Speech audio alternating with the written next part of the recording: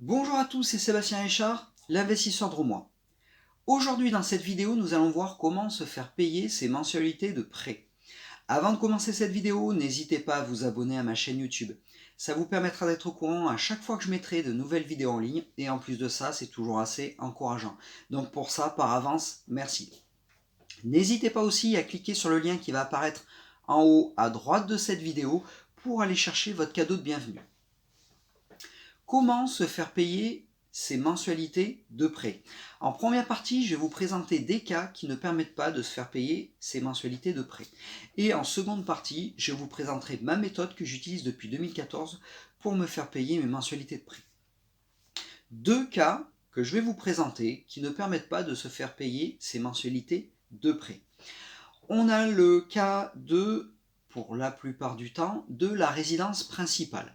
Avec une résidence principale, vous ne générez pas de revenus liés à votre résidence principale, pour la plupart du temps. Donc de ce fait, vous ne pouvez pas vous faire payer vos mensualités de prêt. On va partir sur un deuxième cas qui est une bonne partie des personnes qui investissent dans l'immobilier locatif. Et qui investissent surtout pour du patrimoine immobilier, acquérir du patrimoine immobilier. Ben ouais, parce qu'on leur dit, ben écoute, l'investissement immobilier locatif, c'est avant tout du patrimoine immobilier. C'est surtout pour que tu aies de la pierre. Parce qu'il ne faut pas t'attendre à des merveilles. Il est très compliqué de se générer de la rente sur les premières années. Généralement, tu vas te générer la rente une fois que tu vas payer tu vas avoir fini de payer ton crédit après 15, 20, 25 ans, 30 ans. Donc voilà ce que se disent une bonne partie des gens qui investissent dans l'immobilier locatif. Ils se disent en plus, bon ben voilà, on sait pertinemment aussi que les loyers ne vont pas suffire pour payer les dépenses, excusez-moi, donc on va réinjecter tous les mois de notre poche de l'argent, parce que de toute façon, c'est un patrimoine immobilier, ça m'appartient, et de toute façon, ça sera toujours assez rentable.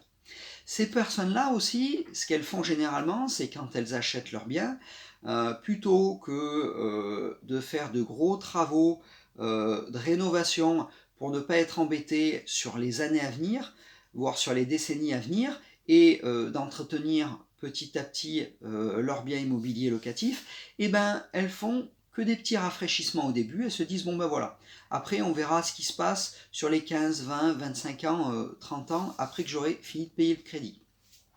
Le problème, c'est qu'en réagissant comme ça, faut savoir que sur la durée du crédit, vous pouvez avoir plein de choses qui peuvent changer, qui peuvent évoluer.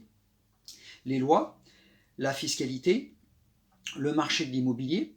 Vous pouvez avoir aussi des surprises dues à des sinistres, à des travaux que vous n'avez pas prévu de faire par rapport aux normes, par rapport aux pas mal de choses.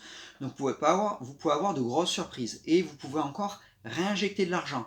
Mais vous réinjectez toujours de l'argent personnel. Ce n'est pas de l'argent que vous générez avec vos loyers, puisque vos loyers, pour une bonne partie du temps, on a vu que les loyers ne pouvaient pas payer toutes les dépenses liées aux investissements immobiliers locatifs de ces personnes-là.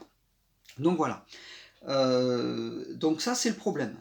C'est le problème. En plus que les mensualités de prêt ne sont pas payées, ne se font pas payer par les loyers, et ben on a ce problème-là. On a un problème aussi, c'est que on parle d'investissement. Il faut gagner de l'argent. Si vous comparez l'investissement immobilier locatif en finalité sur le plan financier à l'entrepreneuriat, ce qu'il faut se dire, c'est que ben, c'est simple. En fin de compte, c'est la même chose. En finalité, sur le plan financier, c'est la même chose. Qu'est-ce qu'on fait? On compare, sur un an, on compare les entrées d'argent et les dépenses. Et s'il y a plus de dépenses que d'entrées d'argent, pour une entreprise, pour une société, eh ben, elle est déficitaire. L'affaire n'est pas viable. Et sur plusieurs mois, voire sur plusieurs années, en fonction de la trésorerie de cette entreprise, de cette société, eh ben, vous allez déposer le bilan. Voilà. Vous allez arrêter l'activité parce que ce n'est pas viable. Et bien l'immobilier, c'est pareil. Il faut savoir que ces gens, quand ils signent leur acte de vente, ils savent pertinemment qu'ils vont réinjecter tous les mois de l'argent. Là, à savoir que c'est pas... Après, c'est un investissement, mais vous ne gagnez pas d'argent. Votre affaire, elle n'est pas viable. Voilà. Et je trouve ça dommage pour cette partie. Maintenant, je vais vous expliquer ma solution que j'utilise depuis 2014 et qui m'a permis d'acquérir plusieurs immeubles de rapport et de me faire payer mes mensualités de prêt. Je vais vous donner maintenant un exemple avec mon premier projet. Donc, généralement, quand je fais un projet, je me dis, Seb, il est possible de se générer de la rente et du cash flow. Tu vas intégrer cette possibilité et cette règle, surtout avant d'aboutir à ton projet. Sur papier, quand tu vas étudier plusieurs immeubles de rapport ou plusieurs logements locatifs que tu as vus sur le marché de l'immobilier, tu vas intégrer cette règle. Il faut que tu te sortes de la rente avec un certain taux de rente, avec un certain taux de conversion de loyer en cash flow, en rente. Donc, ce que tu vas faire, il faut qu'absolument, quand tu mettes en place un investissement immobilier locatif, tu génères de la rente. Et c'est ce que je fais. Et je commence avec un logement. Dès que j'ai fini, je recontinue soit avec un logement, soit avec un immeuble de rapport. Et petit à petit, voilà. Et à chaque fois que quelque chose est en place, je me régénère de la rente. Alors, vous allez me dire, ouais, mais Seb, où tu vas en venir? On parle de se faire payer ses mensualités de prêt. Eh bien, si vous générez avec votre investissement immobilier de la rente, du cash flow, qu'est-ce qui se passe? Eh bien, votre investissement immobilier, payé à crédit, eh ben, il s'autofinance. Ben oui, si vous générez de la rente, ça veut dire que vous avez plus d'entrées d'argent que de dépenses liées à cet investissement immobilier locatif. Donc ça veut dire quoi? Donc ça veut dire que vous générez de la rente, mais ça veut dire aussi que votre projet s'autofinance.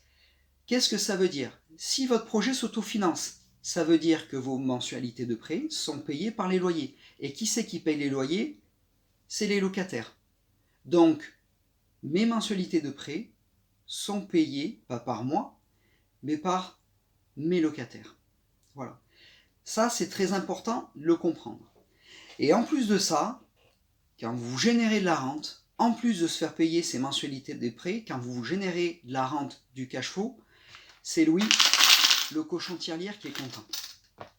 Gardez tout ça, gardez ça à l'esprit. Chaque fois que vous générez de la rente, du cash flow, c'est Louis, le cochon de tirelire, qui est content.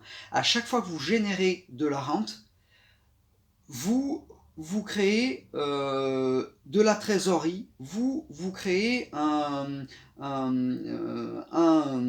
une réserve de sécurité. Voilà.